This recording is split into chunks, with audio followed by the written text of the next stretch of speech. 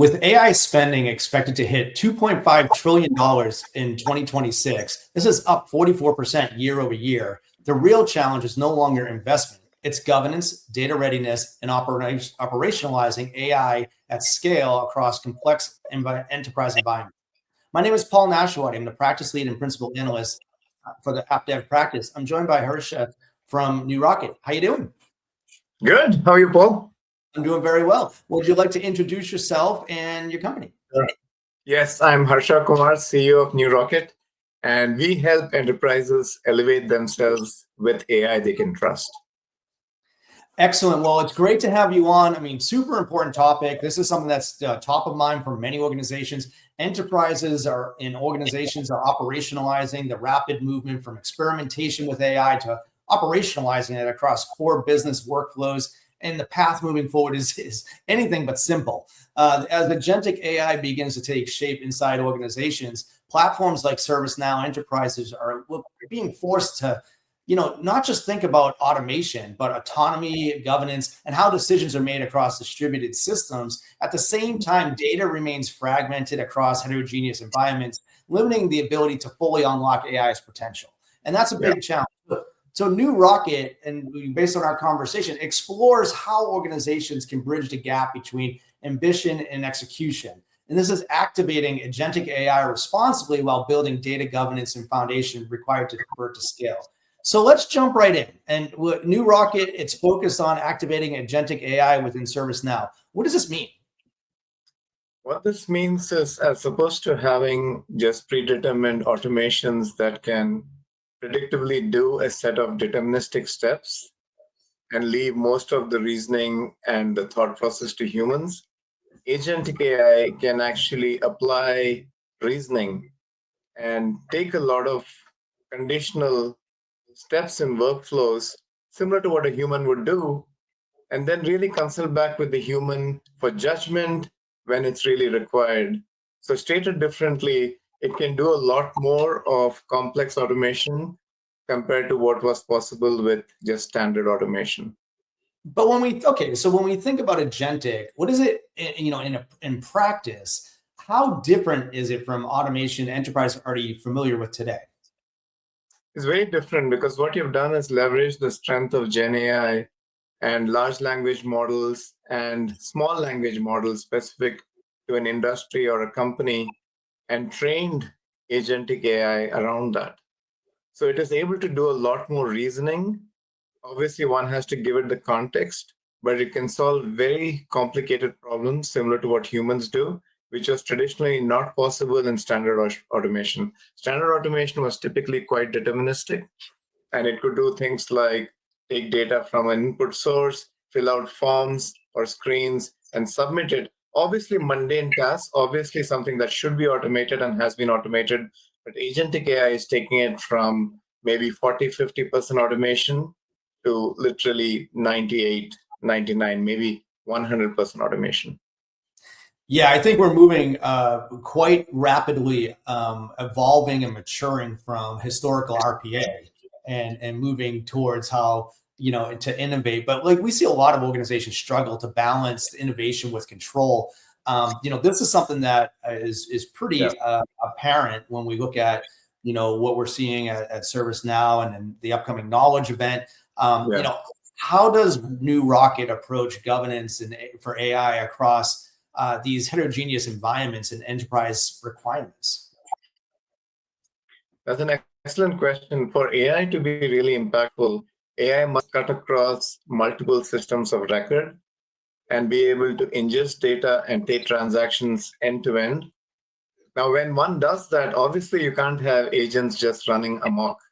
You need identity, you need access control, you need privacy, you need tracking of the transactions that are being done. And most importantly, you want to see that value is actually being accrued from the use of agentic AI. We are launching at Knowledge next week an offering called Maestro. And Maestro is for this. It's for governance and value realization. What Maestro leverages from ServiceNow is the AI control tower. I do believe ServiceNow's AI platform with AI control tower as the underpinning is super enterprise ready. And we are delighted to be partners of ServiceNow at Knowledge, launching Maestro, which works in concert with not only AICT, but also NewRocket Intelligence, which is our platform. Well, this is really exciting news. Actually, when this goes live, this obviously this is recorded, so we're recording. But like when this goes today, Yeah. This is when we're announcing Maestro, right? So this is Yes. really exciting times. Today in November, May 6th, it is today. Yes. Yeah, I think it's important because, when we think about these things, the applications, the information that's being used, data consolidation it comes up as a prerequisite for AI success. This is also has a lot to do with the fact that organizations are challenged with sanitizing their data before they put it into these AI models in order for them to be effective. Because it's the same, the saying that garbage in, garbage out, right? If you don't have it done. Let's talk a little bit about that. Data consolidation, it comes up. It is the prerequisite. What are your thoughts around that? Yes, not necessarily data consolidation. It is data cleanliness and data preparation. Often we don't have a standardized data ontology, and that's a huge issue. And even if you do, the semantics could be different. Large enterprises have massive data, and very often in siloed systems, we call it systems of record, but there isn't consistency in what a field means. Due date. Does due date mean due date to complete all the tasks? Does it mean beginning of business day, end of business day, middle of the day? And what does completion even mean? So those are the challenges that enterprises have. There could be missing data, there could be duplicate data, there could be inconsistent data. And that is the biggest inhibitor to enterprise AI adoption. Clean data, enough of it, is the fuel for AI. And we help our tools, we use our tools. NewRocket Intelligence has a module for data cleanup, and it uses AI to help clean up the data. And once the data is cleaned up, then you can actually implement Agentic AI on top of it. But that is absolutely a foundational step in the journey.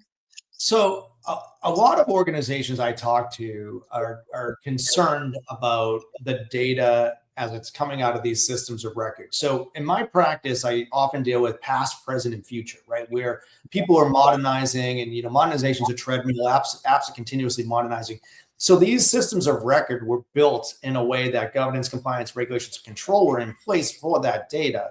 But new systems of engagement, especially when using agents and MCP servers, and you're extracting data out of these heritage systems, that control, the worry is it gets lost. And without having the data, the metadata and the semantic layer in place, that information can be basically shared to parties that it shouldn't be shared to.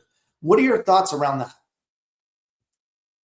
Again, ServiceNow does a really great job of providing an architecture which is enterprise scale. They have something called the Workflow Data Fabric. And Workflow Data Fabric can be used in two modes. It can be used in a zero copy mode, which means, let's say there is this HR data in Workday or some manufacturing data in SAP. It can stay in Workday or SAP, and you can just reference the data, so it's called zero copy. Or you might decide to bring the data over to RaptorDB, which is the database under ServiceNow, and in which case it can be done in a secure way. And obviously, every time data is accessed via an API call or directly, all of that is being logged, which is why AI Control Tower is so important, so that you can see what's happening to the data and how is it being used through. So that's one way of doing it, through data access. The other way, as you said, is through MCP. Again, ServiceNow has the AI agent fabric. So there's Workflow Data Fabric for data integration, and there's Agent Fabric for agent-to-agent MCP-based communication. All of this has to be tracked, because in the future world, obviously it's a beautiful world with agents doing all the mundane work for us, but if you don't govern it and control it, it can be absolute chaos. If a transaction goes wrong, how do you know what to unwind? How do you know why it happened? How do you know how to prevent it from happening again? Yeah, it comes down to accountability, right? I mean, organizations have to be accountable for what they're doing, and putting those tech stacks in place in order to work with it, they have to be accountable. But from your perspective, where organizations and enterprise are getting stuck, like trying to operationalize AI platforms inside ServiceNow, what separates the leaders from the laggards, right? Like if depending on where organizations are in their maturity, what separates them? How do they get going? But how do the leaders stay in the front? There's four things that I think I would like listeners to think about. First of all, do you have a business case where the value that's predicted and projected is clear? If not, think of the use case. It could be activating an order in telecom. It could be processing a claim in insurance. And map out how much manual effort goes into making that transaction complete. Lay it all out, model how much AI can help, and have a desired state in terms of value to be accrued. That's number one. Be clear on the value that's going to come from the AI. The second is specific to ServiceNow. A lot of customers have been using it for 20 years, and they may have done a lot of customizations which have made it deviate from the standard architecture and therefore cannot leverage AI properly. So we have this offering launching today called Origin, which brings ServiceNow custom app implementations back to box using an AI-infused methodology.